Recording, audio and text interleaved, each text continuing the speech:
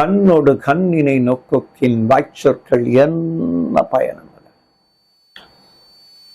காதலுடைய உச்சத்தை சொல்றக்கூடிய இடமா தான் அந்த குறிப்பறிதல் என்று தியார்த்த வள்ளுவர் எழுதுகிறார். இதுக்கு நம்ம கம்பராமாயணம் பார்க்குறோம். அண்ணலும் நோக்கினால் அவளும் நோக்கினால் கம்பர் கொண்டாந்தார் தமிழ் மரபுல. ஏன்னா வால்மீகி ராமாயணத்துல அந்த மாதிரி காட்சி இல்லை. நேரா போறாரு, உடைகிறாரு, சீதையை மணக்கிறார். ஆனா நம்ம வள்ளுவர் என்ன சொன்னார், தமிழ் மரபை கொண்டு வந்தார்.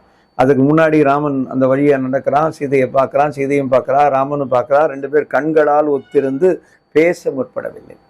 கண்ணோடு கண்ணினை நோக்கொக்கின்னா நோக்கால் அவர்கள் ஒன்றுபட்டு விட்டனர். அது வாய்ச்சொல், உன்னை நான் விரும்புகிறேன், நான் உன்னை ரொம்ப விரும்புகிறேன், நான் உன்னை நேசிக்கிறேன், நான் நேசிக்கிறேன், நீ என் உயிர், நீ எனக்கு எல்லாமே, அதெல்லாம் சொல்ல வேண்டிய வேலையே இல்லை என்றார்.